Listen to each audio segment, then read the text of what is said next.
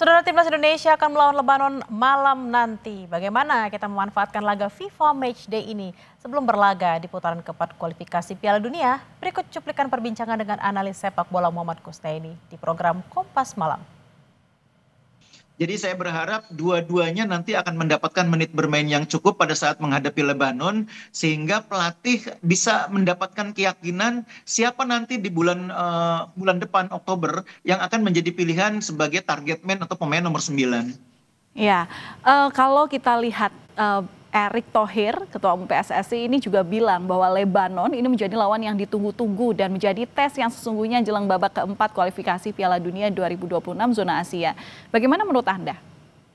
Sebetulnya yang lebih saya tunggu itu sebetulnya Kuwait ya, yang sayangnya kemudian mengundurkan diri. Karena secara kualitas Kuwait itu sebetulnya lebih kuat ya. Tapi oke lah, Lebanon juga tim yang karakter mainnya kan agak-agak mirip dengan calon lawan kita, Arab Saudi dan juga Irak ya. Tapi secara kualitas permainan sebetulnya masih di bawah lah, bisa dibilang setengah kelas lah di bawah Irak, di bawah Arab Saudi. Jadi memang kita sekarang memiliki lawan yang karakteristiknya sama dengan negara-negara Timur Tengah, tapi secara kualitas masih di bawah. Justru ini mungkin menguntungkan bagi kita. Jadi kita istilahnya menghadapi lawan yang pressingnya tidak sekuat Irak, menghadapi lawan yang skillnya tidak sebagus pemain-pemain Arab Saudi. Sehingga akhirnya di sini pelatih punya ruang untuk mengembangkan sistem. Kadang-kadang kalau melawan tim yang kualitasnya sangat tinggi, itu kita kesulitan untuk mengembangkan sistem permainan. Itu yang terjadi ketika kita menghadapi Australia, menghadapi Jepang. Pelatih kesulitan mengembangkan sistem karena dipaksa untuk mengikuti sistem yang dikembangkan oleh lawan. Kita istilahnya lebih banyak melakukan respons gitu ya, respons football gitu ya. Kali ini pelatih justru bisa menerapkan sistem. Nah itu mungkin yang diharapkan dari pertandingan lawan Lebanon. Iya, tapi selain strategi, selain juga formasi yang mungkin juga ini ditata benar-benar sepenuhnya sebagai ajang latihan, tentu kan dibutuhkan dengan kualitas mental para pemain ya. Kalau kemarin hari Jumat waktu lawan Taiwan itu Indonesia bisa tersenyum, nah besok untuk bisa tersenyum jadi gimana ini melatih mentalnya dan apa yang harus jadi catatan yang harus dikejar yang nggak boleh luput dari kekuatan timnas Garuda sendiri?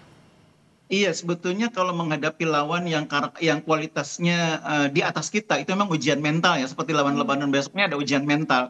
Tapi sebetulnya kalau saya melihat yang paling penting itu adalah bagaimana tim ini mendapatkan chemistry dulu. Karena itu yang selama ini tidak kita dapatkan. Banyak situasi di kualifikasi yang lalu pelatih itu datang menghadapi pertandingan hanya punya 1-2 hari, tidak sempat melakukan banyak komunikasi, banyak bonding dengan para pemain, sehingga chemistry belum sepenuhnya terbentuk. Tidak hanya antar pemain dengan pelatih, bahkan antar pemain dengan pemain. Nah kali ini kan suasananya lebih rileks ya. Pemain ada yang bisa tidak bermain, menonton teman-temannya bermain dari pinggir lapangan. Pemain-pemain pelapis mendapat kesempatan untuk bermain ketika menghadapi Chinese Taipei kemarin. Itu kan sesuatu yang akan memudahkan untuk terciptanya chemistry di antara pemain.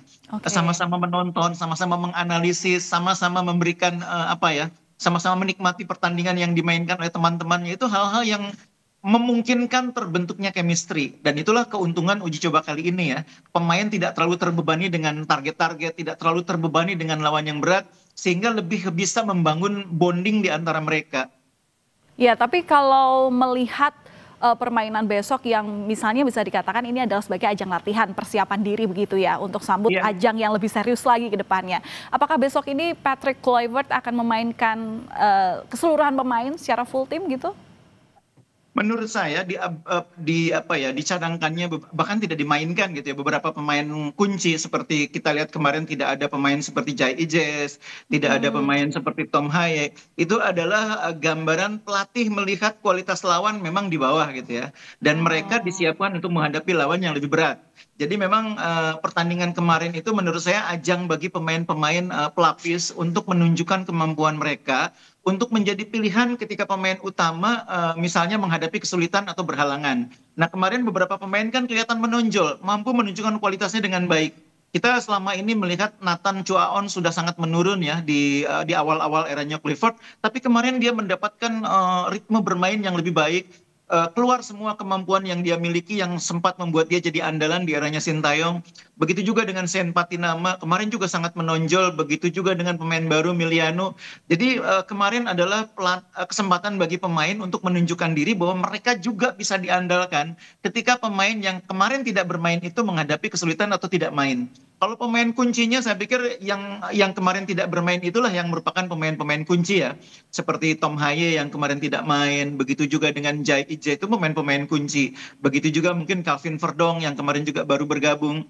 Itulah pemain-pemain yang saya pikir akan mendapatkan kesempatan untuk bermain menghadapi Lebanon sekaligus menguji sistem baru 4-2-3-1 yang kemarin secara skema sudah berhasil diterapkan. Tapi kan secara skema Oke. sudah berhasil diterapkan, ketika diubah susunan pemainnya, itu kan juga butuh waktu lagi untuk beradaptasi. Nah, besok kesempatannya. Informasi usai jeda saudara, arus lalu lintas di kota Bandung semrawut